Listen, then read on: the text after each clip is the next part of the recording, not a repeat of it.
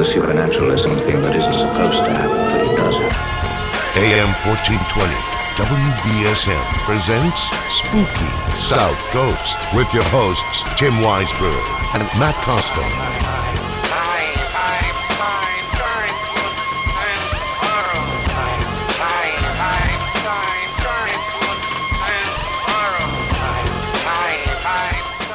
Good evening and welcome to Spooky South Coast. Tim Weisberg here, along with science advisor Matt Moniz.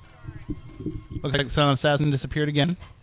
Yeah, it happens. Well, he did promise occasional appearances. So, let the poor guy have a Saturday night to himself. He's been working all these Saturday nights, so... Although, wait a minute. We don't get Saturday nights to ourselves. Well, that's not true. You took a Saturday night off a couple weeks ago. Yes, I did. I'm the only one that's got to be here every week, I guess. Such is life. But welcome to, I guess, what will be the first show of year 8 here of Spooky South Coast. Because last year we had our big 7th anniversary show. Thank you to everybody out there that reached out to us. 7 years now we've been talking to you about the paranormal each and every Saturday night. Broadcasting live here on Spooky South Coast, here on the WBSM airwaves, on SpookySouthCoast.com, on our Spooky TV channel where you can kind of see what's going on in the studio. You know, nothing really exciting happens, but at least you can see what's going on. You can tell that we're not, like, making fun of you behind your back. I'm looking at you, Colicusis. But it's a good place to meet other like-minded people who listen to the show and want to talk about the topics that we discuss in a little bit more of an in-depth fashion. You know, sometimes the conversation in the chat room stays on topic. Sometimes it doesn't, just like the conversation that we're having here on the show. And Spooky TV is also where you can find our other programs during the course of the week as well, such as Spooky Crossroads, Wednesdays at 9, and Spirit Connections with Tiffany Rice, Tuesdays at 7. So there's more programming options available for you if you're a fan of the show and you're a fan of the Spooky South Coast way. You can check it out all week long. And I'm excited about going forward here in the future of Spooky South Coast because we plan on making the show more interactive both this year and in the years to come with the audience. So with that being said, the phone numbers are always available to you to call in. 508-996-0500, 1-877-996-1420. Email us spookycrew@spookysouthcoast.com. We can get it right here in the studio. And we'll eventually work in like more options for people to get a hold of us. We've tried other things. What about Twitter? Do we have a Twitter? We do. Our Twitter handle is @SpookySC. But the reason why I don't give the Twitter out on the phone is because give the Twitter out over the air and have people get a hold of us that way while we're on the show is because it's really hard to check the tweets as they're coming in because they come in on my phone and we don't have enough computer space to get everything going. But maybe we can make that more interactive. I'll have to check the studio computer to see if Twitter is allowed because only certain functions are available on that computer. And my poor little phone can only handle so much of what's going on here during the program. But again, you can always get a hold of us the good old-fashioned way at 508-996-0500, 1-877-996-1420. Those numbers are posted right up there on the main page of SpookySouthCoast.com as well. And that's also where you can find the information each week about the guest on the show. And you can find out about tonight's guest, who we're very excited to talk about.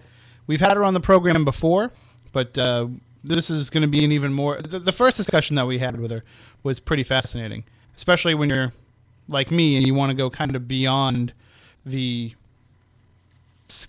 skin layer of the paranormal TV shows. You want to get down to the blood and guts of them.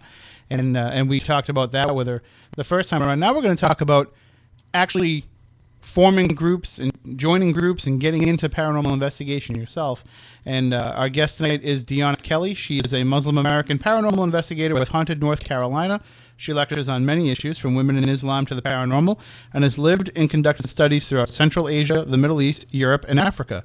She is also the editor of GhostVillage.com, the internet's premier paranormal destination. And we're going to be talking tonight about her new book entitled So You Want to Hunt Ghosts, a down-to-earth guide, and I'm guessing that the pun is completely intended with that. So let's bring up our guests. Good evening, Deonna. Are you with us?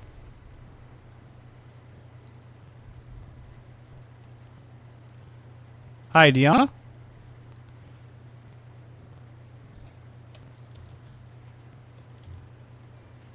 That's all right. She's there somewhere. I know that we connected with her before. So we're using Skype technology tonight, so hopefully she catches that and joins in.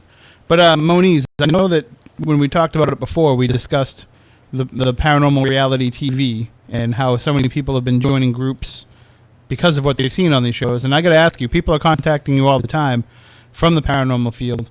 And as more of these shows debut, have you seen more and more groups on the rise getting in touch with you? Well, no more than has been in the past, 5 years. I think a lot of people now have, they're starting to wane. I think the popularity. So I would. There we go. All right. I don't mean to cut you off, Moniz, but I think Deonna's with us. Are you with us now, Deonna? Maybe not. Oh, I can hear her typing. Hello, Deonna. Are you there?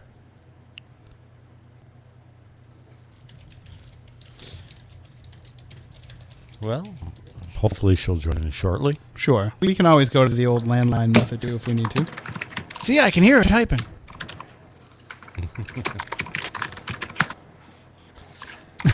She's an angry typer. Sounds like Moniz on a keyboard over there. Although she's going a lot faster. All right, we're just going to give her a call on the line directly. So I will have Moniz just dial in directly. That'd probably be the easiest way. All right. I mean, that's one thing that I've noticed, too, that it seems like with groups these days, it's not the same as it was in 2004, 5, 6, 7, when everybody was all about the ghost hunters methodology, and they wanted to do it because they see Jason Grant do it on TV. Now it seems to be that there's more of an emphasis on groups finding their own voice and finding their own methods. It's this one right here, Moniz. Fascinating radio for everybody. But, there seems to be a time where everything goes that way, where everything kind of finds its own voice, and that seems to be the way that it's going now. And we'll talk about all that with Deonna. But if you want to call in during the course of the program and share your own thoughts, please feel free to do so. 508-996-0500, 1-877-996-1420. And then you can let us know. If you're involved in the field, let us know what it was that sparked your interest, how you went about forming a group. And if you haven't done so and you're thinking about doing so, definitely pick up Deonna's book, So You Want to Hunt Ghosts, because I've read a lot of these books, a lot of these how-to books when it comes to investigating the paranormal and forming groups, and this is one of the first ones that I've seen that actually brings up a lot of the questions surrounding the field and surrounding forming groups. And I think, Deonna, what impressed me most is the first question that you answered in there that a lot of people, the first question that you asked in there that a lot of people don't want to answer is whether or not there was even a need for someone to get involved in the field. I think a lot of people want to do it because they hear other people's experiences and they see people's experiences on the TV shows and they want to get out there and do it for themselves. But you make sure that the first thing they ask is whether or not they really do want to be involved in it. Exactly. People see it on TV and they think it's really, really cool. And it is cool. I mean, it's definitely cool.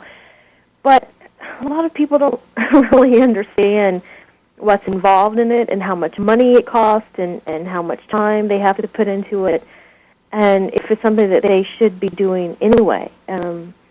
There's plenty of ways to get your ghost fixed without actually becoming an investigator.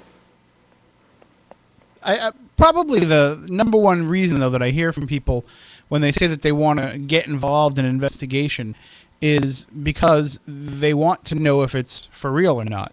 Mm-hmm. And it's never, I want to find out if what other people are experiencing is real. It's always they want to have that personal experience and they want to have it happen to them. And does that remove a lot of the objectivity from paranormal investigation when you're going into it head first in a subjective manner? I think so, and there's nothing wrong with wanting that experience. That experience itself is something that is really transformative and meaningful, and for everyone who's had this experience, it matters. So I don't think there's anything wrong in wanting to have that, but when you're doing certain types of investigation, you really do have to allow yourself room to be super, super skeptical and and really think about what you're bringing into it, whether it's not your own prejudices or your own assumptions. It removes a lot of the scientific inquiry that so many people suggest they're doing, and a lot of people don't understand how their very presence in a location can sometimes alter the dynamics considerably. Well, I mean, investigation is not for everybody. No. Experiencing the paranormal may be, though. If people want to get out there and have an encounter, there's nothing wrong with that. But there's a difference, and you talk about this in the book, but there's a definite difference between wanting to have these experiences and want to investigate these experiences. Oh, completely. Yeah, completely. And it depends on your objective. If you want to have an experience, there's plenty of places you can go and public ghost hunts and events. If you want to investigate, then there's different types of investigation, and I talk about that in the book. There's client-based, where you really want to help the client. There's research-based, where you are doing more scientific stuff. There is spiritual-based investigators, people who want to help people from a spiritual perspective, and then there's legend trippers, which are people basically going out to have the experience and to document the history and the story. And all approaches are completely valid and completely cool in their own right, but people need to know. They need to know what they want to get from it. And I think a lot of people, when they first start out, they really don't know. And I was going to say, that's one of the things that impressed me most about the book is the fact that you do lay it out there and have those categorizations, when I think a lot of people aren't necessarily honest with themselves when they get involved with this, which one of those camps they fall into. Yeah. And I think in the beginning you may not know what you really believe or how you want to experience this, and that's part of the journey. And it's okay to say, hey, I'm still trying to figure things out, but some people walk in with assumptions already formed. They just want to have the experience to prove what they already believe about it. And that's perfectly okay, but if you're going into people's homes and you're trying to empower people or insisting that you're doing science, you need to learn how to be more objective. And a lot of people just, they're just not doing it for whatever reason. They really want to have the experience, and they want to feel important, because when you have this really cool thing happen to you, it somehow validates your existence. But people also want, in some cases, they want to be important. They want to be perceived as being important. And it's really easy to walk into the community and sort of become a personality. There's not a lot of, you don't really have to do a lot. Right. To become well-known. So it's... And that's what makes the paranormal field so different than just about anything else, is because of the, we'll call it the structure that's in place of how people can make money off of this. Those who do decide to utilize this as a way to make profit, it usually involves, conducting investigations publicly, holding conventions, these different factors. And by doing that, of course, they have to get the celebrities from TV to come and be part of these events. And it's really the only field where you can rub elbows and work alongside these people that you see on television. I mean, I can't imagine any other. It's like the way that I look at it is, it's like a football fan and being able to play in an all-star game with a bunch of their favorite NFL players. Yeah, you're absolutely right. And you don't see a lot of Jersey Shore conventions where people are inviting Snooki and having that experience, or some sort of Kardashian social hour. I actually drove by a Jersey Shore convention. Actually, no, I'm sorry. It was just the line outside the free clinic. Hey. Whoa, that was low. Yeah. It was low, but oddly accurate. But yeah, you're right. I mean, people get a taste of this kind of really cool life, and they can tune in to a larger pop cultural pulse that's really hard to do in another capacity. So that's part of what makes it cool and great, and I think there's a lot of positive things about that, because I know Jeff Belanger always talks about this. People can literally become part of the story, Right. And that is really great and empowering, and there's nothing wrong with that, but sometimes they want to become the story rather than just being a part of the story. Especially if it involves just being at the center of it. Yes, yeah. And, in my first book, Paranormal Obsession, I sort of go into paranormal drama, and I don't want to spend too much time talking about that because I don't want to, feed the beast, but people act like there's something that's fake, I mean, people who will never be on TV, will never have any, real make any money off of this, they act like something's at stake. And really, in a lot of ways, there is a lot at stake, because when you're doing paranormal stuff, whether it's Bigfoot hunting or UFO or ghost hunting, in a way, you're asking really big questions about life and about our place in the world and the nature of reality. You're having a metaphysical discussion, whether you believe it or not. So there is a lot at stake for people involved in this, because it's literally a worldview. It's a worldview. And it's a worldview that comes with a little bit of local fame sometimes, and people get overwhelmed and really excited about it. Well, and I know that you said you don't really want to spend a lot of time talking about the drama, but I do kind of want to talk about, and I guess drama does kind of fall into that category a little bit, but I do want to talk about people's motivations for being involved with the field, and once they do get involved, where they allow their motivations to take them. And a few years ago, this would have been a completely different conversation, because in 2006, 7, 8, every group that was out there was trying to get themselves a pilot. They were trying to film a pilot and get themselves on TV. They were going to be the next reality show stars of an investigation-based show. But now we're seeing a focus more on shows like My Ghost Story and all these Paranormal Witness, these storytelling stories, where it's not so much about your investigation techniques and about your group dynamics, and it's more about just sharing your experiences, which I think is part of a larger trend across the whole field. And I think that's kind of allowed some of these groups that went into that with that same motivation almost to discover the quote-unquote right way to be involved in it, because now, the pilots aren't there to be had. There aren't going to be any more investigation-based shows. So that's kind of been freeing, I think, to some degree to a lot of these groups, and they're falling back in line with the way they should be doing things. Well, I think it's an interesting take on it. I never really thought about that, although I do agree with you that the format of these shows are changing. It does seem that everybody and their brother and their mother and their third cousin has been on My Ghost Story, and that always amazes me, because I have no idea how to get on that show, and I wrote a book about paranormal reality TV. It's like some sort of secret society, but no, it's a lot easier than you think. If they can let a schlub like me and Jeff on, it's not that hard. I know. I've never tried it. Although it's cool that everybody's getting into the actual narrative and the actual experience, because that's really what counts. That's what makes a difference in people's lives. It's not the evidence that you collect, because people can always contest that, but nobody can really contest what you've experienced.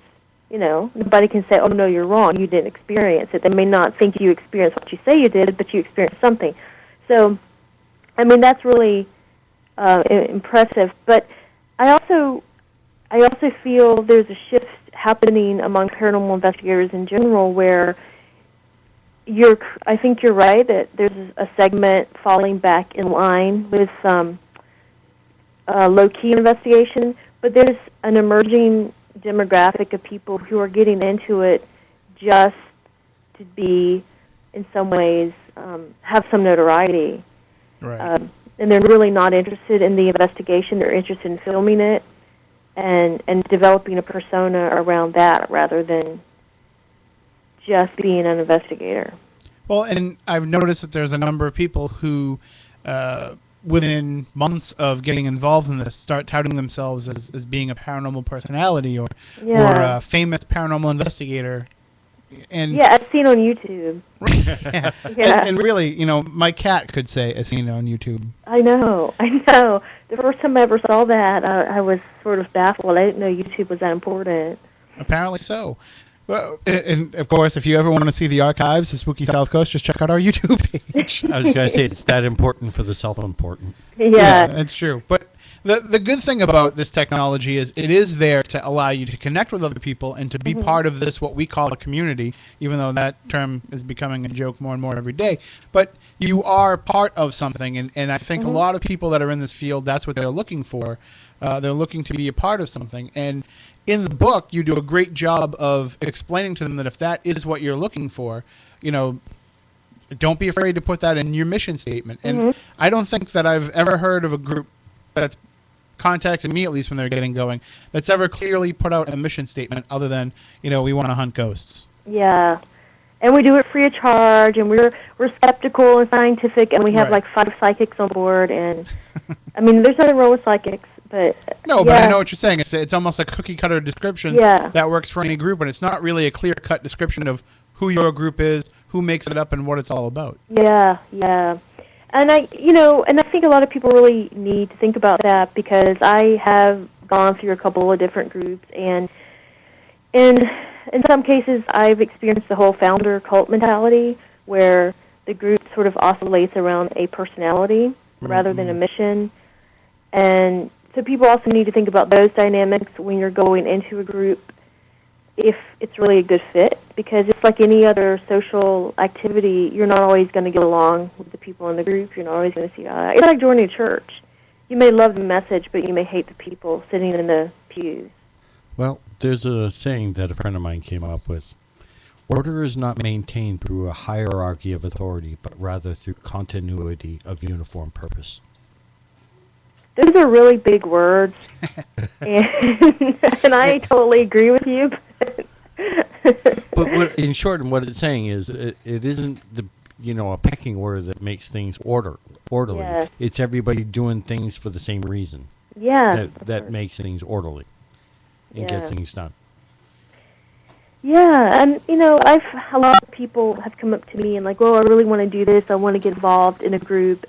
And I'm beginning to really think that the group mentality is not an efficient way to organize the community at this point. I think segments of the community need to be group-based, but it's almost stifling, because if you're not with a group, it's really hard to go investigate anywhere now. Well, you're kind of preaching to the choir here with my co-host Matt Moniz, who's pretty much always been an independent investigator. Mm-hmm.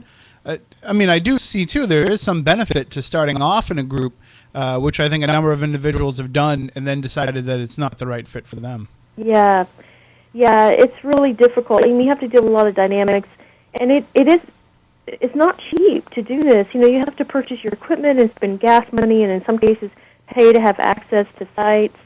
It's really not it's not a cheap hobby. And all hobbies cost money. Even if you're a gamer, you're going to spend money on that, and people often don't really get that. Mm-hmm. That you also need a computer that can handle audio and video, and people don't think about that when they go buy their like $300 or $400 notebooks. That's not going to cut it. So people don't kind of get all of these things that go into investigating. It really is a commitment.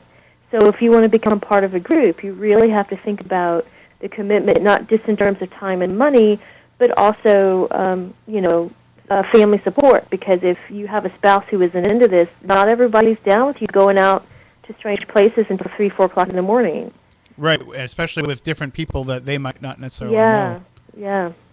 And I think one of the biggest problems is that you look at a lot of groups, and they will say that because they don't have all the same bells and whistles that the other group in their area might have, that they feel like they're at a competitive disadvantage. Mm-hmm. And even though it is important to have the equipment and to have the technology that you're speaking about, it's not who has the best toys either.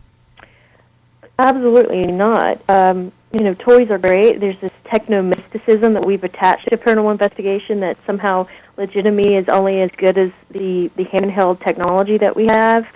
And you're right that it has a role to play. But there are people who are decked out with equipment, and they are horrible in dealing with clients. They don't have any interpersonal communication skills. They have no real knowledge base. They don't know how to talk to people. And that's, connecting with people is really, really important if you want to do this work, whether you're doing it from a spiritual perspective or you're legend tripping. And there's a lot of value in legend tripping.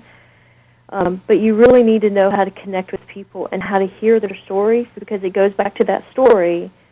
But all we really have to go on are the stories people tell about these events. Here's one way to look at it. If you're not good enough to interact with the living, what makes you think you're going to be any better interacting with the dead? Yeah. And some of these people have a lot of problems interacting with the living. I can tell you for a fact. I'm not. I'm looking directly at Moniz when I say that. But the thing about the technology, though, is the main thing is that I think a lot of people will get in over their heads with it, especially those who are just starting out. They've got some money to invest. They want to start forming a group. We see it a lot this time of year because people start getting their tax returns, and they're like, well, I've got a couple grand that I can invest in equipment, and they go onto a website and they start buying what they've seen on the most recent Ghost Adventures episode. And that means that now that they've got it, they can just jump headfirst into it. But there's a great amount of training that needs to take place to know how to utilize these devices properly, which, for the most part, a lot of them aren't even being utilized properly if they're being used for the paranormal, because that's not what they're intended for. Well, that's just it. A lot of people grab the material and go instantly into hunting with it. It's like, how about trying it out just in normal circumstances to figure out how the thing really works and what its quirks are before you even take it in. It took me like 2 days to figure out how to turn on the flashlight on my millimeter. So what does that tell you? Yeah, there's certain limitations to this equipment, too, that people often don't know. And I'm kind of philosophically, I'm having a turnaround with how I feel about equipment. I mean, I like it. I think somebody once said, getting new equipment for a paranormal investigator is like a little black dress for a girl. I mean, it makes you feel sexy and important. And it does. I'm not going to lie. I like it when I get new equipment. But we tend to rely on it too much, and I have the whole K2. I've seen the K2 syndrome, where new investigators will spend the whole night like staring at the K2, waiting for the lights to flash. And they can have like 500 apparitions and shadow people walking behind them, but you're not going to see it. So it can become a crutch. It can offer fascinating insights to what's happening, but it can also become a really big crutch. And many groups will refuse to utilize somebody with psychic abilities or mediumship abilities because they feel that it's not hard data, but yet that person's sole purpose of being on that investigation is to be able to make those connections for you. So why wouldn't you utilize that if you could? Yeah, if you can find someone who's reputable and is reputable, I think it can be a very interesting component to your investigation. And there are ways to correlate psychic impressions with data you collect on investigation, and I talk about that in my second book, So You Want to Hunt Ghosts. I look at how you can use psychics on an investigation in a controlled manner, in a way that mimics parapsychology and scientific methodology. So a lot of people don't know that you can do that, They just let people walk through and say, oh, I'm getting a feeling here. Everyone can say that. But there's ways to actually creatively use people with real intuitive abilities. I mean, I didn't believe in utilizing psychic abilities on an investigation per se until I actually was conducting an investigation and I had a piece of equipment telling me something, and it was a shack hack. It was a ghost box, and but some information came through that meant something to the people that were there on the investigation with us. And when our friend Tiffany Rice came in a few minutes later, she'd been at the other end of the house. She hadn't heard that conversation when she came in, and immediately started verifying everything that the device said. I said, okay, now not only did you verify my belief in your abilities, but you also verified my belief in the equipment. Because I wasn't sure about either one until that conversation took place. See, when things like that happen, that is what fascinates me. How do you really explain that when you have a piece of equipment that is dubious? I mean, for a lot of people think it's dubious, and then you have this amazing experience, and then somebody independently comes in after that and verifies that. Those are the kind of things that I find incredibly intriguing. It's not even weird, it's just intriguing. Right. Because something's going on, we just don't know what. And if that can be something that happens on your investigations, then why not have people with abilities as part of your group? Now, I know that there's a lot of emphasis on structure within groups, that everybody seems to have a role, and you talk about it in the book, and you also say that might not be necessary for every group, but that for some groups they need to have that hierarchy that takes place. But within the group framework, you must feel that there are some certain types of personalities or certain types of ability levels that must be present.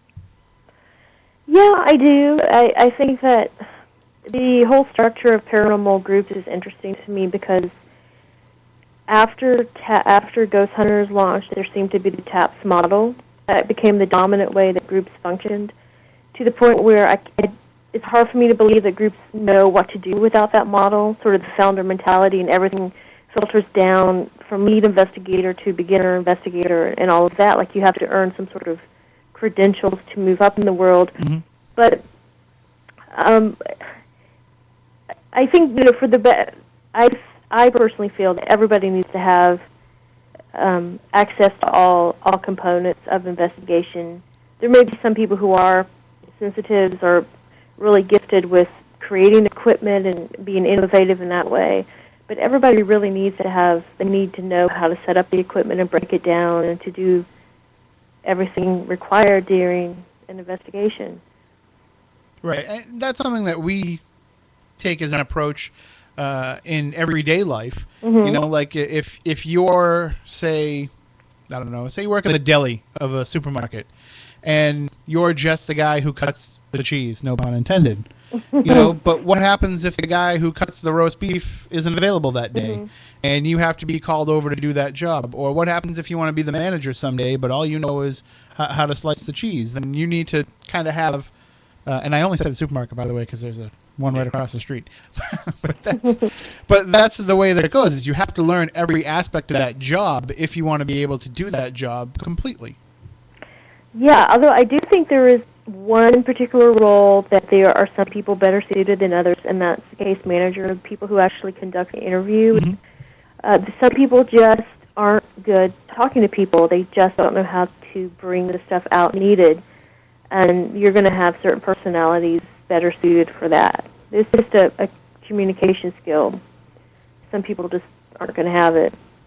And I want to get in depth a little bit more in the second hour in talking about client-based investigating, because that is something that is a whole different world than just grabbing some equipment and heading out to a haunted location. So coming up in the second hour, I know that we only get you for a bit in that second hour, but I'd like to talk about that a little bit more in depth. But that does seem to be the determination that groups don't make when they're going into this. And you recommend in their kind of self-evaluation that they should go through at the beginning of the process is they need to look at that and look at whether or not they want to be involved in these private residential cases, because it definitely is a different world. It is a very different world, and there's a lot at stake when you go into somebody's home, because they're letting you in to their intimate spaces and telling you things that they probably don't tell a lot of people. And there's a whole set of ethics that investigators need to consider, and sometimes I think that many don't. I know that when I go away for the night and I have a neighbor come over and feed my dog, let my dog out, I'm worried the whole time that person's probably going through my underwear drawer. No. So you can only... Do you have nice underwear? I mean... I do, but I don't. I have weird neighbors. This show's starting to take a wrong turn. I can just picture my next door neighbor. She's holding up my boxers. But no, but you know what I mean, though. You get concerned when you let people into your house and you give up that control of your home and put it in somebody else's hands. So I can only imagine what it must be like for for people who call in these paranormal investigators, because not only are they putting their own belief system in the hands of somebody else, but they're also trusting you with their home, with their valuables, and I don't think enough groups take that into account. They don't respect that boundary. Unfortunately, you're right, and that's disturbing. And another thing that we find, a lot of groups come in and they spend several hours at someone's home, and then the homeowner never hears from them, ever. They never get any feedback if they found something, if they didn't. And that's really disturbing, because you've wasted the homeowner's time when you do that. But one thing that is of concern to me is we know that a lot of, at least in my opinion, most of the time when you go into someone's home, you're probably not going to experience something, even though there truly may be things happening in the home. One investigation, a couple hours, you're probably not going to experience it. But in some cases, groups who go in are the first people to hear these stories that clients are telling. And in a lot of ways, we're first responders, because there are times when there are other things going on in the home that in addition to the activity. And I hate to get really morbid here, but sometimes there's abuse in the home, there's drug use, there's underlying mental health issues that may or may not be contributing to the activity. And many of us in the community really aren't equipped to diagnose these things or to deal with them. Mm-hmm. And we have Believe me, some of us are suffering from these same afflictions. Yes, and we need to have a sensitivity to that, but also we need to know how to talk to people when we suspect these things are going on. And it doesn't, even though someone may have a mental health issue, it doesn't mean that there's not things happening in the home. There's some people who suggest people who have mental health issues could be agents for activity. But when people are asking us for help, it isn't just about the paranormal. If we see there's something that needs to be addressed, we need to know how to talk to a client and encouraging to get the right help. And we don't think about, I think a lot of us don't think about these issues. Like, so what if they don't have a ghost? Do we know mental health resources in our community? What do you do if you suspect there's actually abuse going on in the home? We got a case email sometime last year. Somebody said, we think a demon's attacking our baby, and the child was under a year old, and we didn't have enough information to follow up on this, and we chose not to, because if you go into a home and there's a child and there's marks on the child and the parents are claiming it's a demon, you have a responsibility to report that. Right. And I mean that's serious stuff, and I don't know how many teams really consider those things.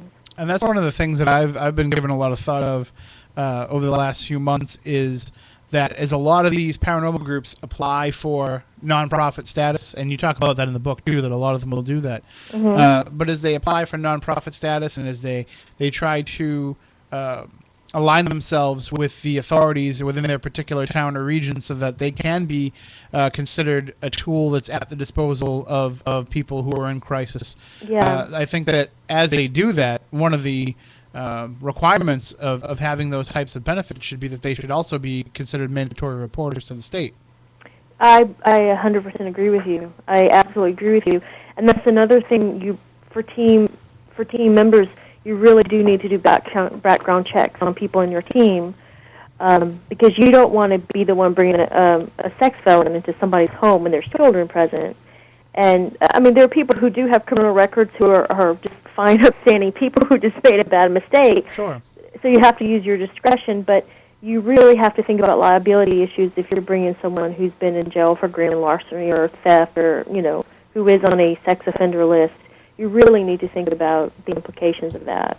And also, likewise, if you have, those types of marks on your personal file, then you need to be willing to share that and to express it if you do try to join a group. Don't try to hide that type of thing, because you're putting everybody in your group in jeopardy. Exactly, and there could be a role for you to play in the group, regardless of that. It shouldn't necessarily exclude somebody, but definitely if you're going into certain homes, that you have to be sensitive to these things.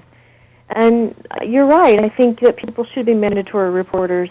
And I know Lord Orbach was looking into doing this, creating a database of psychologists and therapists across the country who we could refer clients to if we felt they needed additional mental health help, particularly people who, therapists and mental health professionals who would be sensitive to paranormal events, that wouldn't just dismiss them outright. And I know he was trying to find, or he was encouraged to create such a database. I may be able to help him with that, because I do lots of work with abduction experiencers, and we have networks across the states for just that purpose. Now, if they're open to people having abduction experiences, I'm sure people having paranormal experiences, not much of a reach for them. I may be able to... No, I think that would be great, because that's something missing, when we need... People sometimes can't even go to their clergy because they'll be dismissed. They need to talk to somebody about these events, or even if they're not really happening, they need to talk to somebody about what's going on, and somebody who's not going to say that they're crazy.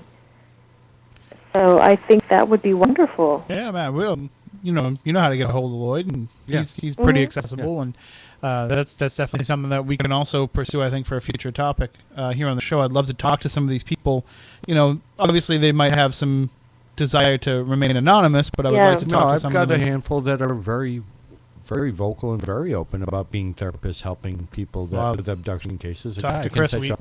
We got to book one. But we are coming up on the end of the first hour here. But coming up in the second hour, I want to talk, as I said, more about getting involved with client-based investigations. I want to talk about group dynamics, which you discuss in the book as well. And I also want to find out your thoughts on gender roles in the paranormal as well, because I think that's something that people don't take into account when they get involved in this as well. So we'll continue the discussion with our guest, Deonna Kelli, coming up in the next hour. And we will take your calls as well. 508-996-0500, 1-877-996-1420. Also, just real quick, we mentioned the idea of legend tripping. And, of course, if you want to join us for a Legend Trips event, just go to legendtrips.com. We are currently offering tickets to Haunting the Houghton. It'll be at the Houghton Mansion in North Adams, Mass. April 5th through the 7th. It's an entire 3-day weekend event. Tickets are just $149. So go to legendtrips.com to find out more. And we'll be right back with more here on Spooky South Coast. The station the South Coast turns to for local news, talk, weather, and sports. WBSM New Bedford, AM 1420, WBSM. From ABC News, I'm Chuck Sivertson. The charter bus too high headed for bridge too low meets with disaster and injuries, some serious in Boston. The bus exceeded the height that was posted for it, and the top of the bus struck the overpass. At Hassan, Boston EMS, the roof of the bus had to be cut open to evacuate some passengers, and what a mess on Storrow Drive. There is going to be some difficulty removing the bus as it is in between two bridges. The crash happened a few hours ago. Massachusetts State Police say the bus was loaded with Philadelphia high school students and adults checking out Harvard University.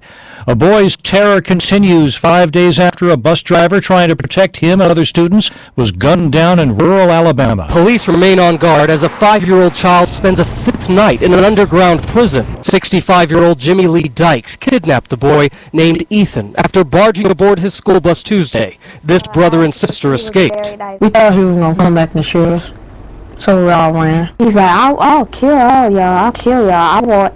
I just want 2 kids. Police are talking with Dykes through the same ventilation pipe they've used to send down coloring books and medication for Ethan. Dykes says the boy is unharmed. Gio Benitez, ABC News, Midland City, Alabama. 2 days before a trip to promote gun control proposals, the White House has released a photo. The image of President Obama shooting clay pigeons at Camp David comes a week after the president claimed in an interview to regularly shoot skeet during stays at the compound. The picture was taken last August. Some opponents of Mr. Obama's recent gun control push had suggested his use of guns was an embellishment, if it was true at all. Matt Larton, the ABC News, the White House. Captured a convicted murderer as he was watching TV in Kankakee, Illinois, 2 days after clerical errors got him out of the Indiana State Prison, taken to Chicago for a gun charge that had been dismissed.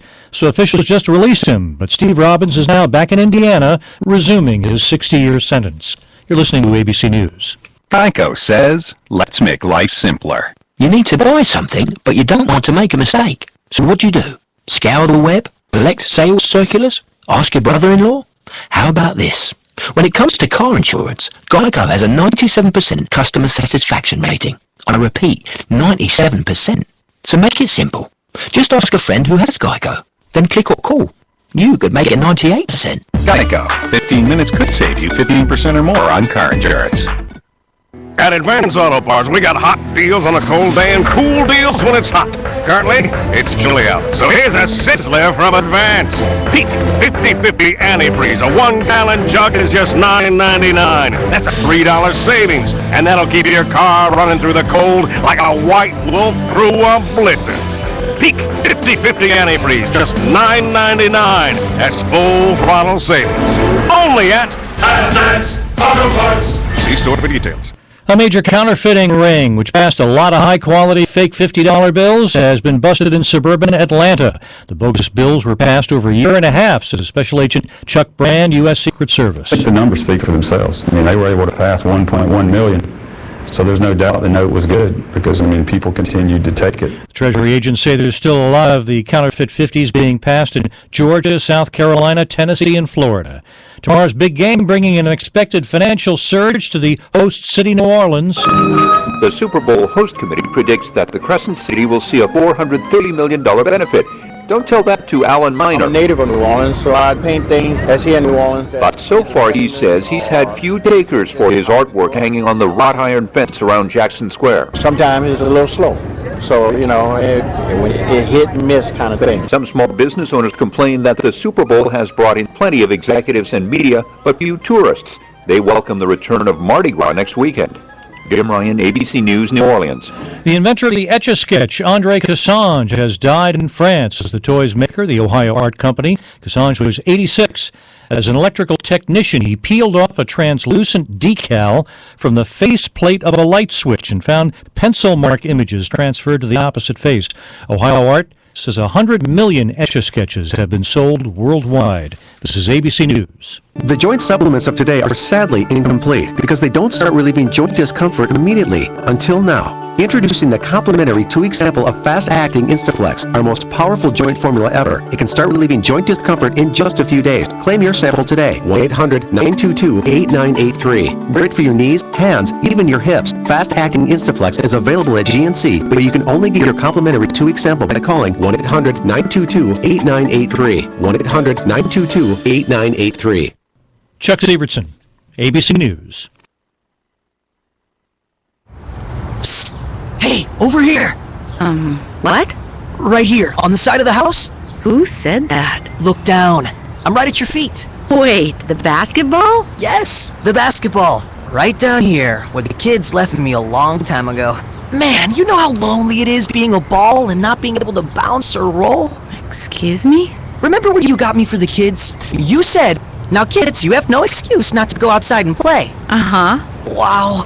I'll miss flying through the air and hearing the shouts of joy when I swish through the basket. What do you say? Could you give me a little air and remind the kids of how fun I still am?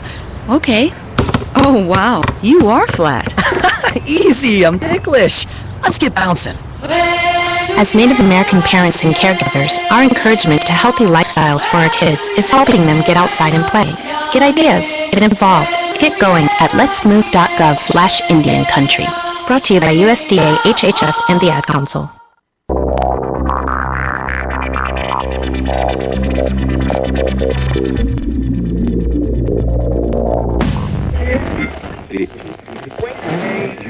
Radio, a constantly changing art form. London. The 2-hour ultimatum. Are any of these symptoms familiar? Weight gain, hot flashes, rapid heartbeat, night sweats? How about fatigue, nausea, low libido, and fat storage? If you're a woman over 40 experiencing any of these symptoms, you probably have hormonal imbalance. Amberen restores hormonal balance in women over 40, so the extra pounds fall away and the other symptoms simply disappear. To receive a complimentary risk-free trial with a free 30-day supply, just be one of the first callers right now at 1-800-417-1738. 1-800-417-1738. Here at the GED Pep Talk Center, we've got a pep talk that can motivate you.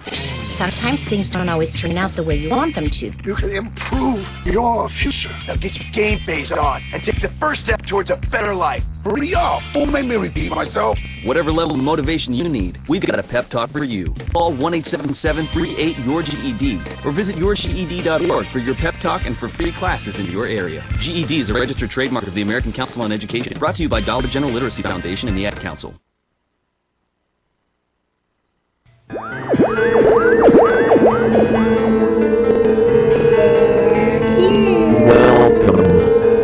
to Spooky Southcoast. Look, I know the supernatural is something that isn't supposed to happen, but it does happen. AM 1420, WBSM presents Spooky Southcoast with your hosts Tim Weisberg and Matt Costa.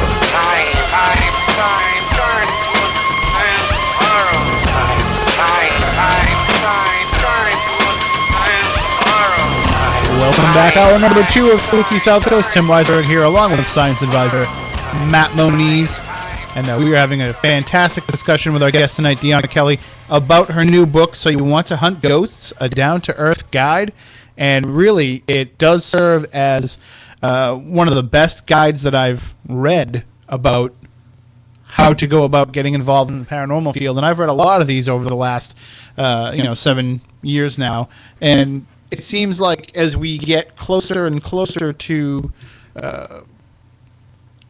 what's probably the inevitable end of this paranormal surge in mainstream culture, because it ebbs and flows, and sooner or later it's going to wane. And as we get probably closer to the impending end of this focus on the paranormal in the mainstream, it hasn't slowed down the number of groups any at all, Deonna. Yeah, I know, right? You would expect that it would start to drop off after a while.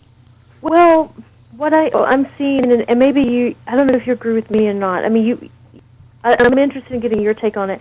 I think there's a segment of people who came in, when it really took off, and are now getting kind of burned out, or they're changing their focus within it. But there's this whole new set of people coming up with a slightly different approach than before. I'm kind of noticing that, And I definitely agree with that. That's what I would say I've seen too. And there may not be the same groups around that were around in the early days of the post-Ghost Hunters boom here. Some of those people might not be involved in the field anymore. Some of them might be involved in a different manner. But it seems like each day there's more groups popping up, and they're not restricting themselves to that format, structure, approach, whatever you want to call it, that the other ones were in the past. And is it that we're getting away from that one methodology because we've been exposed to other methodologies, or is it because people are trying to find their own niche within the field? I don't know the reason behind that, but it definitely seems like groups are willing to take more chances maybe than they were 5 or 6 years ago. I think you're right. I mean, people are exposed to more ideas, and they're trying to find their own space in the community. But at the same time, I mean, there's only so many places that can be haunted. There's only so many homes that you're going to be able to get into, and people have to start developing new ways to be somebody. And what I'm noticing now, again, and I don't know if this is correct, but it seems to me that a lot of the groups that are now starting, they want more of a public persona profile rather than real like hardcore scientific investigation. Mm-hmm. That's just my observation, and that's why you're starting to see people with certain, now you've got like the hipster kids forming their own groups, and then the pretty people in one group, and the hot girls with nice boobs in another group, and so it's becoming more of a gimmick. You just reminded me of a joke, though. Okay. Well, why did the hipster kid burn the roof of his mouth on his pizza? I don't know. He had to eat it before it was cool. Oh, my God. Anyway. I just like to share that joke anytime I can. But no, you're right, though. There does seem to be... I don't want to put anybody down here, but a lot of paranormal groups are essentially just social clubs. No, you're absolutely right. You are so right about that. Now, the question is, can you be a social club, though, and still do good work in the field? Because I think a number of them have, but I think there's a lot of them, too, that have turned into negatives. Yeah, I mean, you definitely want a community. You want to bond with your fellow investigators, so there's nothing wrong with having that element there. But I think it's become not just a social clique, it's become almost like an elitist thing. Like, well, we're in this group, and we're really cool because we're in this group, and we're far cooler than that group. And, we're in this group, so we're going to walk around in our black T-shirts that match. I don't know what you're talking about. I'm wearing a black T-shirt now. Well, you know what I'm talking about. And I get the goatee, too, which is another requirement for male. All I need now is a backwards hat, and I'm all set. Are you bald? I mean... No. Well, you have to shave the head. You have to be bald. I've done it from time to time, but... Yeah, and you have to wear like a North Face jacket when it's really cold and stuff. Yeah, see, I definitely won't do that. But, yeah, and I'm not trying to poke fun at people. I actually like black T-shirts, and I have a few myself. But there's almost like this requirement. There's some sort of aesthetic to it. But I'm noticing that is changing, because in the beginning you did sort of have this, and I'm not trying to put anybody down, but it was the whole tap thing, this working class kind of persona. And then Ghost Adventures came, and it was like pretty people, like pretty boys. And now you're starting to see a whole bunch of different people come in and try to make their claim. I even saw something once on YouTube, this psychic that wore like S&M bondage clothes on investigation. I mean, that was definitely, unique. It would certainly make it more interesting for the other investigators. Well, yeah, but she sort of investigated alone. See, what's the fun in that now? Because who else is going to make fun of her, or Yeah, well, yeah, and I even knew there was a gay team, LBGYT, lesbian, gay, bisexual team, transgender team that is formed out in California, and so everybody, who's in this has to make their sort of mark now. Is it though that they're making their mark, or is it that they want to kind of be comfortable in their own skin within the concept of being a paranormal investigator? I mean, for some people, being a paranormal investigator is a way to create a whole new identity for themselves, but to other people, they have to have who they are, be part of who they are as an investigator too. I think it's both. People certainly have to bring elements of their persona into this, particularly if they want to have some type of social or public legitimacy around this. They have to bring their own persona into it. And something you hinted before the break is that it is a very heavily gendered and kind of a white male field. That's the way it's presented on TV. So if you're anything other than that, you can really tell a unique story. So I think people are doing both. And I actually know a lot of people who don't tell anybody they do this, because they are college professors, or they're still in the few professions where this has to be kept on the down low. So I notice completely the other side of it as well, which we take for granted, that there are still some people who have to be really careful with this. Well, you mentioned the idea of the white male investigator, and like I said, I know we've only got you till the bottom of the hour, but I want to try and touch on this a little bit at least, and maybe we can have you back sometime in the future to talk about it for an entire show, because the demographic of those that are involved in the paranormal is extremely striking to me. Yeah. Especially when you can kind of take yourself out of it and not necessarily worry about looking at it as your peers and who you've interacted with, but look at it as those in the community as a whole. And I have to tell you that I'm very disheartened by the fact that I think that I've probably encountered maybe 4 or 5 black investigators in my 7 years of communicating with people in the field, and really I've encountered women in the field, of course, but there seems to be a very particular set of women that are involved in it. You either have people that are it's hard to kind of put them into categories, but it seems like women are kind of brought on board to be particularly to be the sensitive female side of the investigation team. Yeah. They're being brought in to have that one. The sensitive itself, the 90% of of course. psychics. Of course, yeah, the psychics and the sensitives, literally, in the literal sense.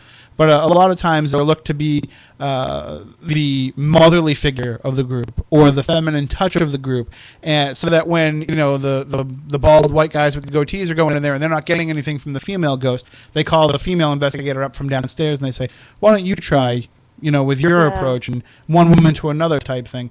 And it's almost like being a woman in the field means that you are automatically going to be a second-class citizen. Yeah, you're tokenized. And what's so fascinating to me, when I did this survey, when I wrote my first book, an internet survey of paranormal teams, and people anonymously took the survey, and I actually did too for both books. And every time, the same statistics broke down. Slightly more than half of the field, about 52%, are women. It seems that women actually dominate the field, particularly when you go to events, you see more female people in the audience than males. And historically, women have always played a very important role in this research here in spiritualism. And even before that, when we think about it, death occurred in the realm of women's space, because it was women who often cared for the dying before people went into hospitals to die. People died in the company of women. So women were sort of the caretakers of the dead. So and everybody tends to gravitate toward that motherly figure. Yes. Even if you're somebody who's passed on to the other side, why wouldn't you be drawn to that type of personality? Yeah. So it's fascinating to me that women have always played a really, really important visible role in this. It seems that the current paranormal community, really behind the scenes, is comprised of more women than men, yet the images of this in popular culture is the opposite. And even when you go to conferences, people who go to conferences often won't invite the few female personalities who are all well known. They will prefer lesser-known men over women who have written like 25, 30, 40 books on the subject. Rosemary Ellen Guiley. Yeah, exactly. I mean, she's been excluded from things in favor over people who have been in the field for a year or two. Which is fascinating to me, because if you spend any time with her, which I know that you have and we have, and you only have to be around her for a few minutes to realize not only is this a woman who knows her stuff, but this is somebody who is wired to do the type of thing that we're giving John Zaffis and Jason Grant and Zach Bagans TV shows to do. I mean, she would be a terrific driving force of one of these type of shows, but I think part of what limits her is the fact that she's looked at as that woo-woo woman. Exactly, and she's actually really intelligent. I mean, she's highly intelligent and well-spoken and a very nice person. But, there's a lot of, there's not a lot of women, there's a lot of women in the field, there's not a lot of women really out there in public producing stuff like Rosemary Ellen Guiley, and that's unfortunate. Someone like April Slaughter, who does a lot of ITC work, and she's going to have a book coming out soon, she's another one who sort of gets bypassed, although some of her work, her research on ITC is groundbreaking. Yeah, I was going to say she's very groundbreaking in her approach, and the fact that she definitely does not go into things with preconceived notions. Not at all, and she's not getting the attention she deserves. So I do wonder, why is this perceived as such a male-dominated endeavor when historically it really hasn't been that way, and I don't really know if it's that way in reality. Well, part of the problem is, too, and again, I'm not trying to infuriate anybody, but, we have some friends who are paranormal investigators, and one team in particular, and they are 3 attractive women, and they utilize that as part of their marketing for themselves. And I think that's another thing that's like, it's looked upon as it's an either-or type of thing.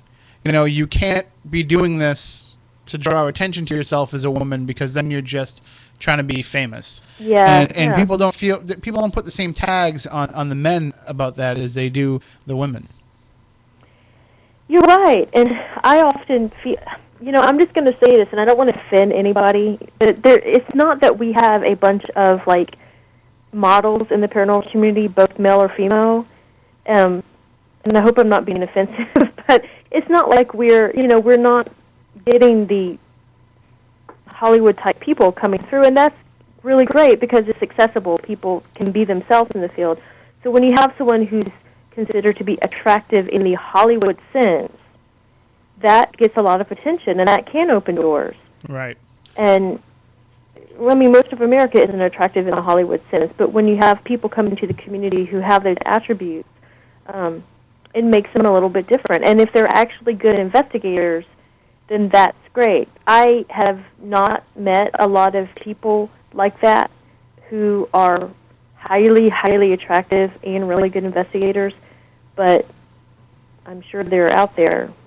Well, one of the prototypical examples of that is Chris Williams, who spent some time on Ghost Hunters International, where she came on, in the early days of the Ghost Hunters run, but they had already had a couple seasons under their belt, and she was known as somebody who has some acting credentials, and it became Jason and Grant are trying to put a pretty face on the team, and they didn't realize that, this is a woman who, when we talked to her, we were her first ever radio interview here on Spooky Southcoast, and when she was talking to us, she had just finished spending a 12-hour day laying floor. Right. For her day job. Yeah. So, this isn't somebody that was in it for the glamour aspect of it, and she got completely overlooked as an investigator by a lot of people because they saw her as just a pretty face. And likewise, if somebody is in a group that, if a group has a woman in the group that might not be considered attractive, then people within that group are thinking, gee, we're never going to get a pilot when we get this guy on our team. Yeah, and unfortunately, the reality is eye candy helps, and this is, I'm not making a comment about Chris Williams, but that's just the nature of the entertainment industry, that it helps to have a pretty attractive woman on board. And it seemed to me that when Chris went into DHI, she really, I don't know if this was intentional or if just the nature of international travel, but she seemed to downplay a lot of her physicality and sort of showed more investigative chops. Well, I was going to say, Chris is a very good friend of mine. I had a chance to spend, some time with her and a bunch of other folks, and she is a really down-to-earth girl who is actually highly intelligent. I mean, her investigating skills outside of, a haunted place are impeccable. She's one hell of a historical researcher. Most people don't know that about her. She's very, very adept at historical research. And she's very quiet and demure and, outside of the camera. She's a very real person. And she is actually a very good investigator on her own. So... And I don't think that, whether or not you're a good investigator is even on the radar of the people who are looking to put people into a media aspect. I mean, really, what does a TV producer know about the paranormal field and investigation techniques? They just want to look at somebody and be like, yes, teenage boys are going to tune in to see her in night vision. Yeah, of course. Yeah, exactly. And I wanted to ask you if you feel that if Chris Williams never really was accurately represented on the shows. I rarely watched the show, so I can't really tell. But the few I did see with her, she was definitely more portrayed as eye candy than what her real talents and abilities were. Well, and my feeling about the shows, and again, I don't really watch a lot of them myself anymore, but the role that I've always seen the women in is they'll do all that they can to set up the woman as an equal in a lot of the storyline building to a case. They have Donna LaCroix as the case manager. They have Kristen Gartland-Farrelly was a case manager for a while. They have them being the people that put together everything and doing all the hard work of getting them the cases and doing all that. But then when the investigation itself happens, and whether or not it's intentional or unintentional, or if it's subtle or if it's overt, but it happens, the women are kind of marginalized within the investigation aspect of it, and they're sent off to go investigate on their own by themselves. Let's put this girl in the room alone in the dark and see what happens. And they're kind of they're kind of turned into a prop for the show. And I think a lot of groups have taken that and use that in their own investigations because they saw that on TV. Yeah, you're absolutely right, and that's something I was about to say. That those dynamics tend to be replicated on the ground. That women are, kind of used as props or tokens. But at the same time, there are women who have established their own teams and are just rocking that, and those stories aren't told. You don't hear a lot about that in the public sphere, in the pop culture sphere. I give you a little bit of inside information here, as I developed a TV idea about a female paranormal group, and I got it in the hands of some Hollywood producers, and the main thing that they wanted attractive people. Yeah. And I said, I can't necessarily represent the field accurately in the way that I'm trying to do it in this format if I'm worried about how the people look. But yeah, of course. That's just the way that it goes. But yet with the men, it doesn't matter because, I don't think half the people that are on these shows, people would be like, yes. I mean, it helps. Some of them are attractive. Not that I'm checking out dudes, but I'm just saying, some of them you can really see the congeniality of them and the photogenicness of them on television, and some people just look like regular everyday schlubs. Yeah, but now they're considered to have some sort of ideal sexuality because they're on TV and they exude some of these. We project these things onto these average-looking men, which if they did not have a reality TV show, we probably really wouldn't look at them twice. No offense. Right. I don't think there's anyone hideous on TV, but it's just they're more attractive because they do have a TV show. Well, here's something for you to do. Go back and look at some of the first seasons of some of these ghost shows and look how these people now look. I know. They've got personal trainers. They've got people that work on their hair and the way they hide certain things with makeup and stuff. Yeah. Whereas in the beginning shows that, let's say the muffin top was a pretty standard outfit in some of these groups. That's true, and that's what I really loved about the early season of some of these shows. It was so real and charming and authentic, and it was like, it was everyday normal people going into everyday normal homes, and that's what motivated me. When I saw that kind of authenticity in those first 2 seasons, so this is great, this is amazing, because it wasn't so polished. It was real. I mean, the emotion, the experiences portrayed had some sort of authenticity to it. And then when everything became glossy and shiny, that's when I sort of started not to.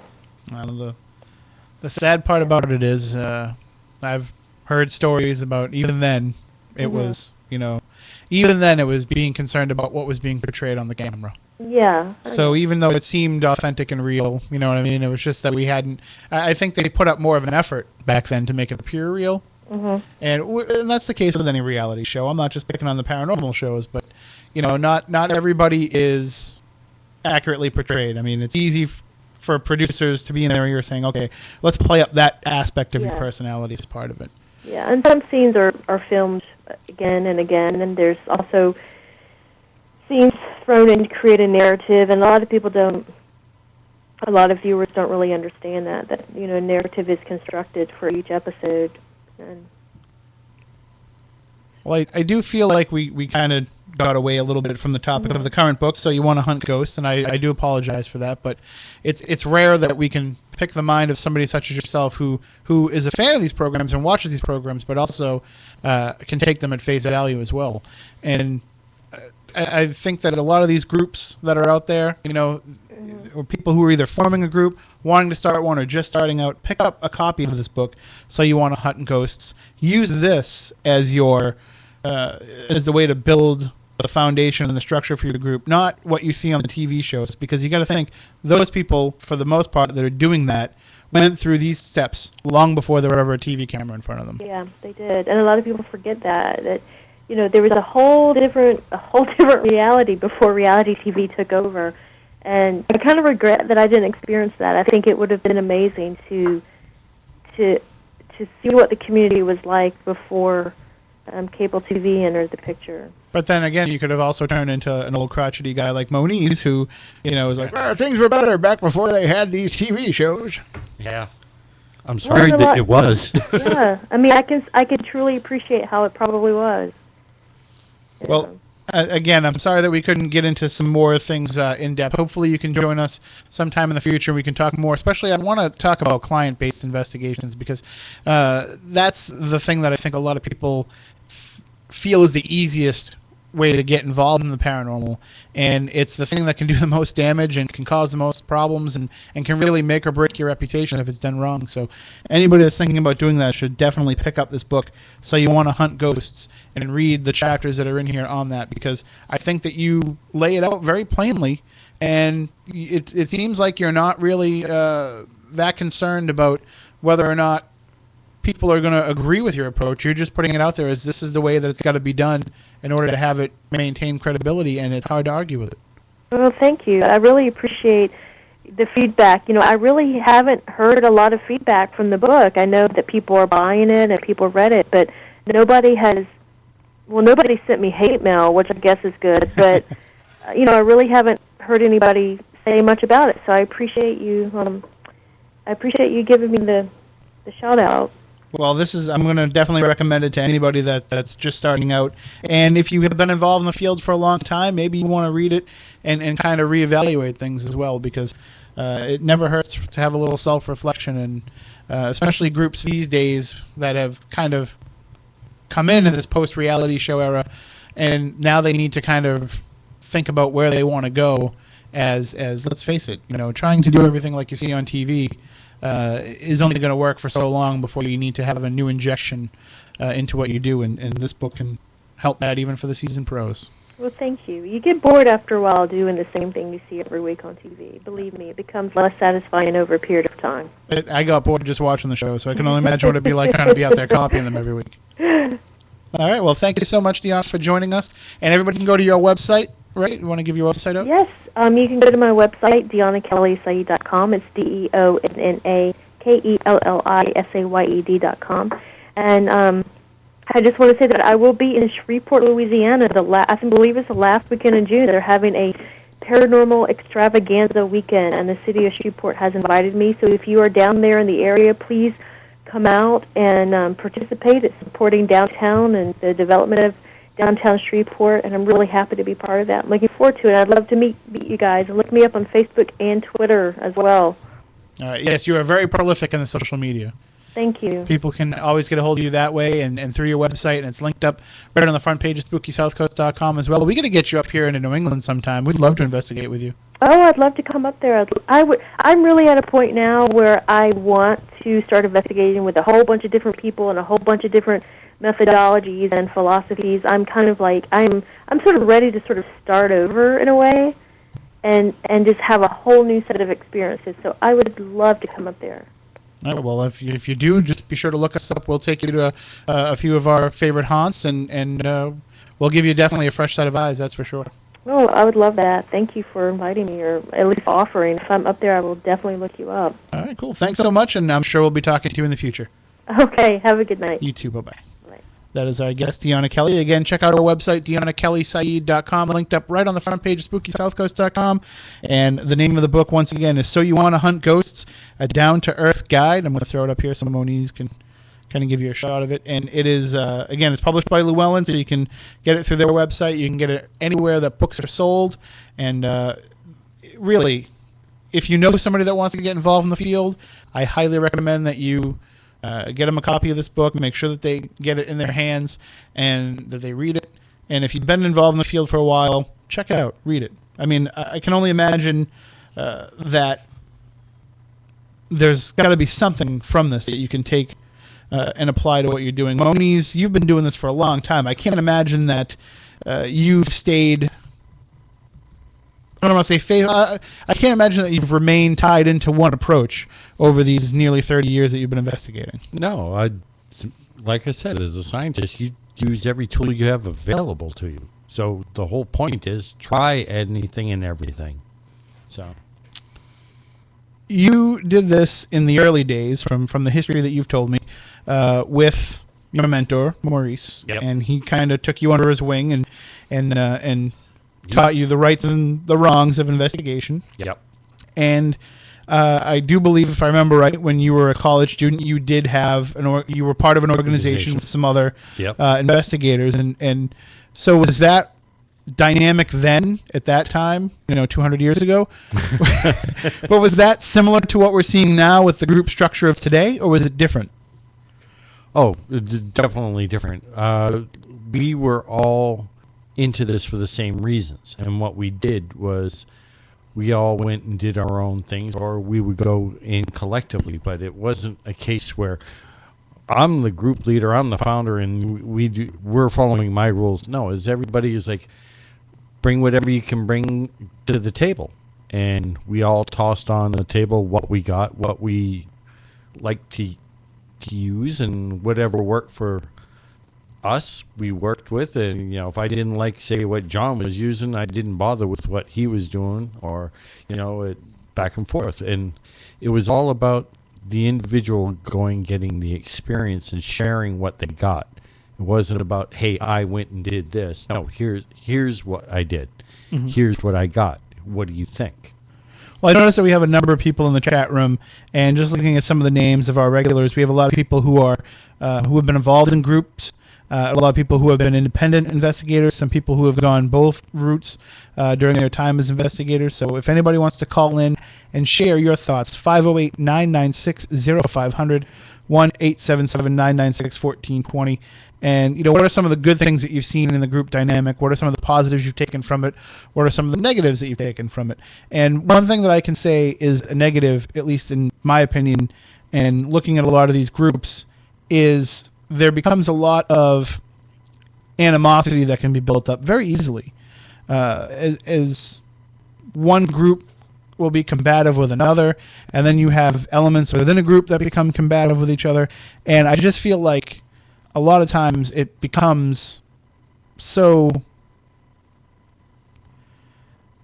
almost it's hurting you to be part of a group. It's holding you back as an investigator because you have to worry about these social dynamics more than the actual paranormal investigation. If you have it structured as a hierarchical group, yeah, you're going to have issues. If you're going in as a group where everybody is equal, you're there to contribute as, you know, a uniform. But by having a group where everybody's equal, in something that is so part-time for a lot of people, doesn't it make it kind of hard to have a good organizational structure? Well, you're assuming that, you know, the organization needs to be in the people. No, the organization needs to be in the methodology. But there needs to be certain people who do take on certain roles. Right. And wouldn't that naturally just lend itself to a hierarchy developing out of it? No. Think of it as a band. Not everybody's going to be the lead guitarist. You know, but all of them together make the band. It is also easy in a band setup for the bass player to be jealous of the solo time that the lead guitarist gets. So, I mean, there is kind of that way of going about it. I mean, now you've been working as an independent investigator for a number of years now, but one of the things that you'll do is you may go and investigate something on your own as a straight-out independent investigator, but you will also float around and work with other groups or invite certain people from other groups, not necessarily the entire group to join you, but maybe pick and choose the people that you want to work with. And have you found that in those years of doing that, has that been a much more successful approach in acquiring evidence and in assisting people and in getting down to the bottom of some of these cases than if you had a group of regular people that could be like your quote-unquote family that you could lean on? Oh, I've definitely found it easier to work with the people that have, you know, that I clicked with in a certain sense. I've done things, you know, by myself or with one other person and gotten results. And then I've gone and done things with groups, large groups, you know, as many as 12 people. As long as the space is large enough, that's not a problem. But, you know, when you're trying to fit 12 people in a 3-room house, it's, you know, gets a little complicated. See, I think that, and I don't want to, I don't want to get too much into the my own beliefs about what paranormal investigation should be, but I think that there's a lot of things that have popped up about group investigation that have become accepted when they don't necessarily have to be accepted. One of the things that does bother me is when people say that there's too many people present at an investigation. And I don't think that there can be too many people present. I think there can be too many people present that aren't observing the proper etiquette on that investigation. You can throw me into Lizzie Borden's with 50 people, and I guarantee you I can get results as long as those 50 people aren't contaminating the evidence. Right. So it's not necessarily the number of people that's involved. It's the way that people go about it. And I think that's why you hear about these groups where people knock a group of, they have 25 investigators. So how can they ever get any quality evidence if they have 25 people running around investigation? Well, if they're all on the same page and they're doing their job right, I don't see any problem with it. How often does that happen, though? Yeah, there's the rub. But it goes back to what Deonna's talking about in this book. So you want to hunt ghosts, and the need to have that organizational structure put in place. It's one of the few hobbies where you can get involved in, where you can just kind of jump in with both feet and get results, and get results, and feel like you're on equal standing with people that have been doing it for 20 years. I know that, just as an example, and we'll stick with the band analogy. Okay. A couple years ago, I bought a guitar at a yard sale. And so I decided to start taking some guitar lessons, something I always wanted to do and never really had the time to do. And I know that I don't have as much time to put into it as other people might. And so I would go to my weekly lesson. I would practice a little bit during the week, and that was it. I didn't spend an hour a day practicing like I should, and therefore I didn't get really any better at it, and I didn't stick with it necessarily. Well, you got to go to the crossroads. I know. That'd be the easiest route, and I would like to go there someday, but that's a different story.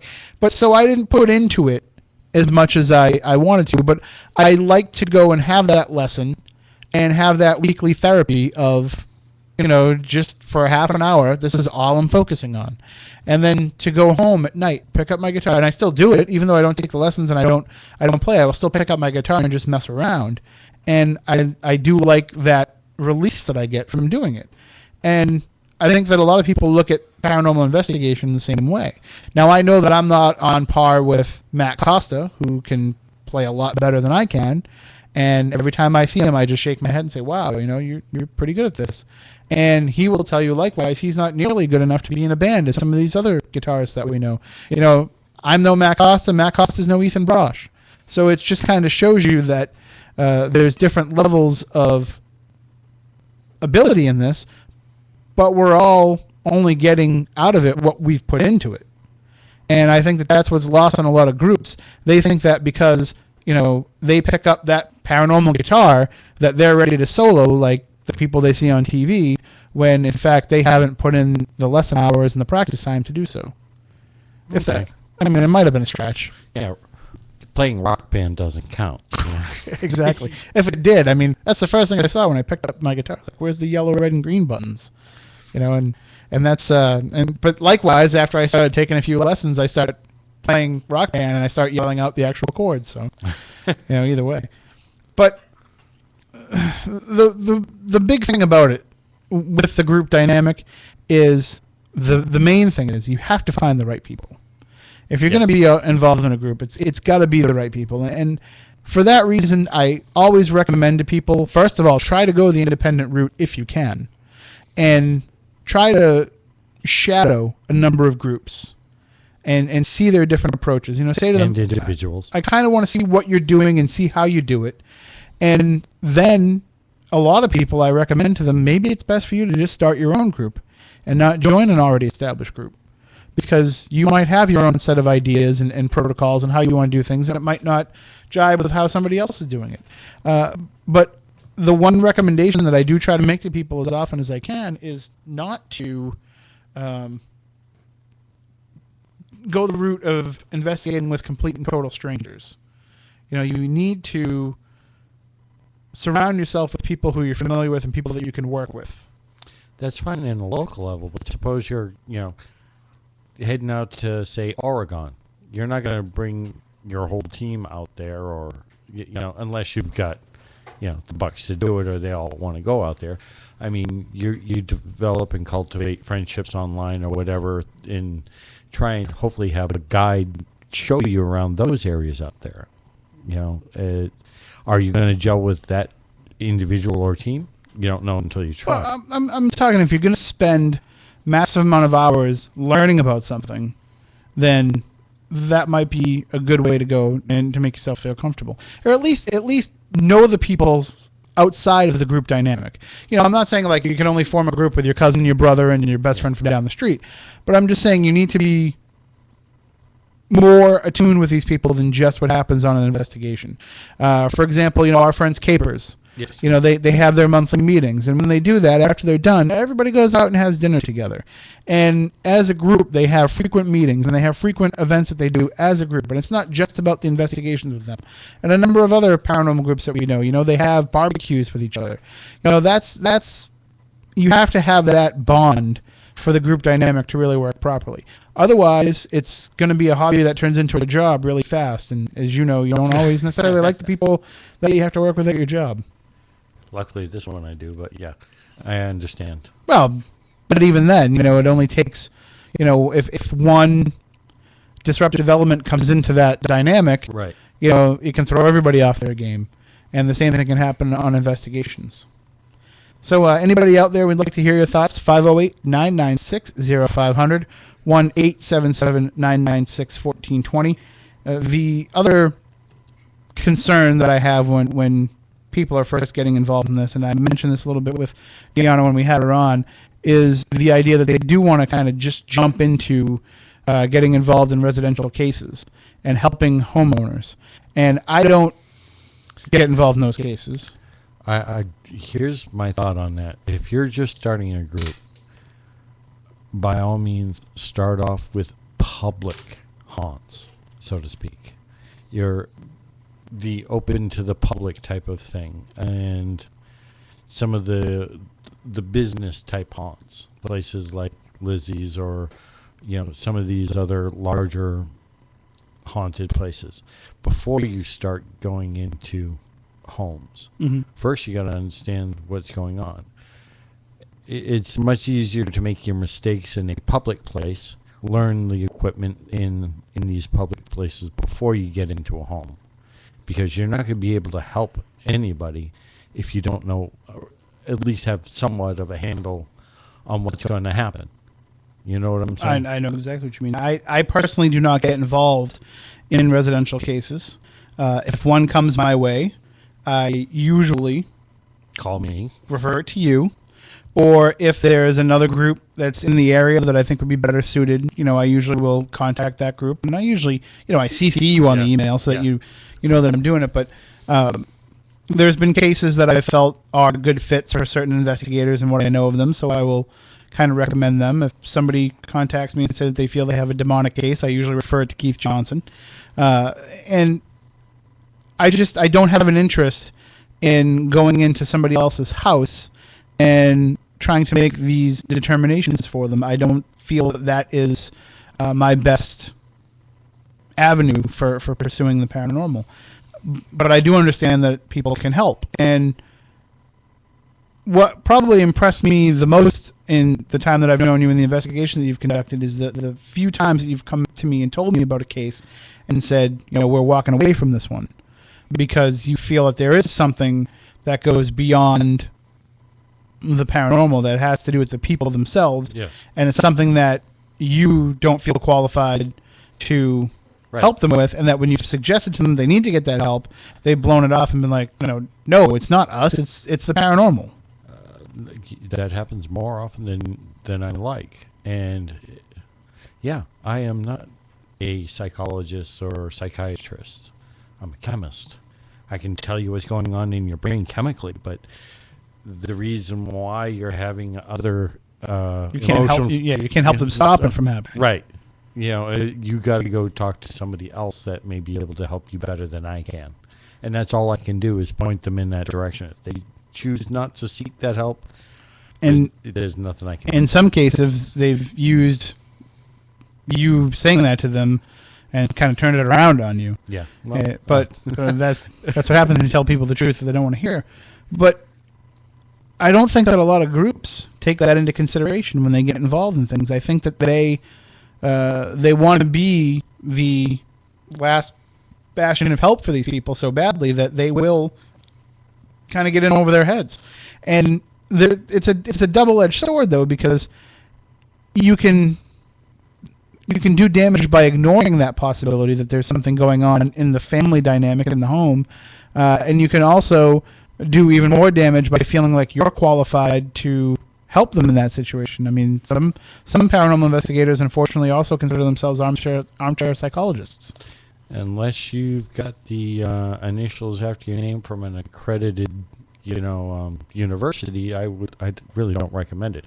Yes, certain investigators can make great listeners, and in a lot of cases, that's maybe all some of these people really, really need. But if you're going to start giving advice about how to deal with the emotions and what's happening with this and that, no, you need a professional to do that. And in a lot of cases, they do more damage than good. And it takes a professional a lot longer once they finally do get to them to unravel the rest of it. Now, here's another interesting quandary. I've come across this on a couple of occasions where the person has, let's call them issues, but they actually live in a haunted house. And it's trying to separate the two things that can get really messy. It goes back to what I always say, just because somebody's schizophrenic doesn't mean they're nuts. Yeah. It could be their house isn't haunted yet. Right. And it could be that, there are voices that they're hearing that aren't caused by their own brain. And one of the things that I have in my on my paranormal shelf at home, I have an entire, giant IKEA bookshelf that's loaded with all paranormal books, things that we get sent to us on the show, things that I've bought and for research purposes. Things you've written. Yeah, a couple of those things. But and it's also got, what I would consider to be reference guides and reference materials if somebody was to go on an investigation. And one of the things that I think every investigator should have as part of their own library is a book called The Big Book of Pills. Yep. And they put it out there all the time as revised editions, as more and more pharmaceuticals come out. Moniz, I know this is your area of expertise, so you know about this kind of stuff. But, for the average everyday Joe who's out there doing these investigations, they should have this book. And on the questionnaire, which Deonna writes about in So You Want to Hunt Ghosts, and a number of investigators utilize. Physician's desk reference, yes. They ask you they suggest to you in these books, and Deonna's in particular, that you have a questionnaire that the client answers. And again, I know that Chris hates the term client, but I'm using that as the term that people use. But the homeowner, the residential case, the subject matter.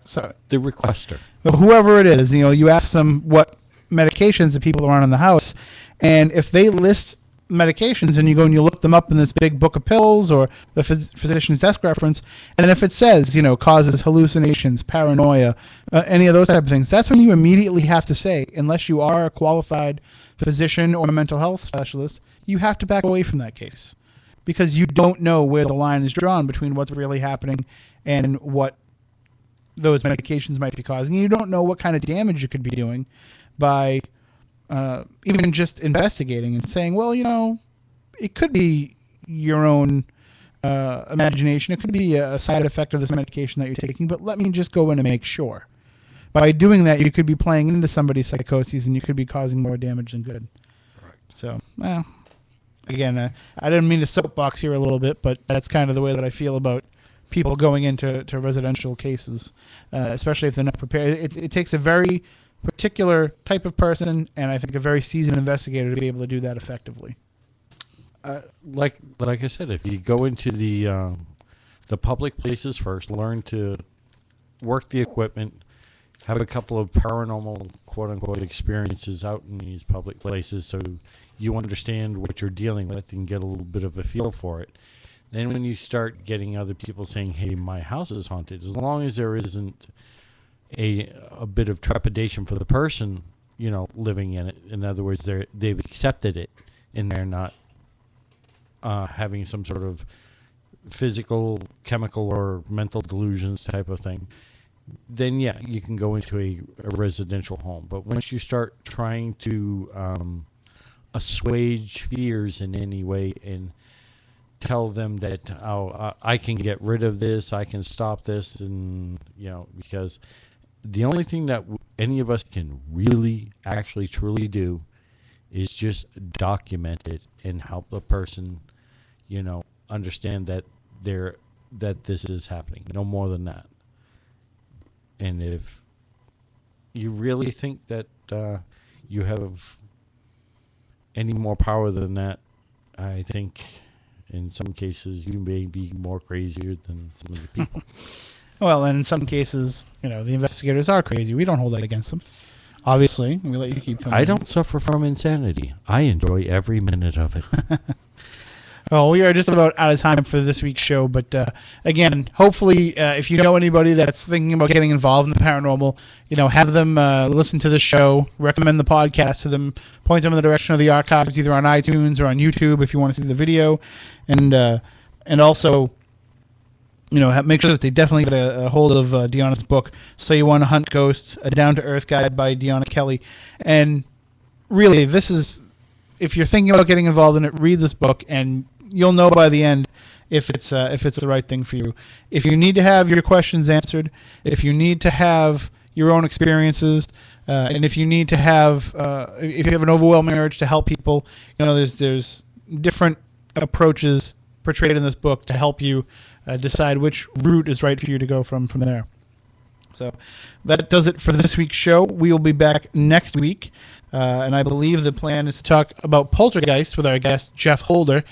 We had him on the show previously, and he is just a terrific guest, and it's going to be one of our Skype conversations because I believe he's overseas.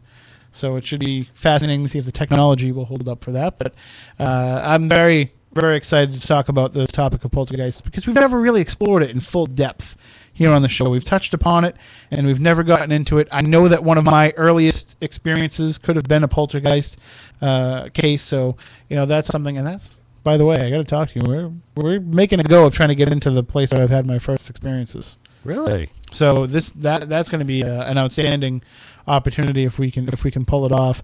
The only problem is like so many people want to go and be involved in this investigation that, again, like I said, you can't have too many people. But in this particular instance, there's only a few select people that are going to be able to go. And again, but we have the opportunity to put together a dream team when it comes to investigating that a lot of groups might not have the ability to do. So we'll definitely do that, including bringing the former focus of the activity back in as ghost bait. So it should be fun. But anyway, we'll talk about... You're used to it. Yeah. We'll talk about Poltergeist next week with our guest, Jeff Holder. Until then, for Matt Moniz, from Matt Costa, for Chris Balzano, I'm Tim Weisberg, and we want you all to stay spooktacular. I'm Dr. Ronald Hoffman, and this is... Good listener, that my time here has not... I'll never forget that moment. As long as I live. My first call ever as a member of the National Guard. When we got to the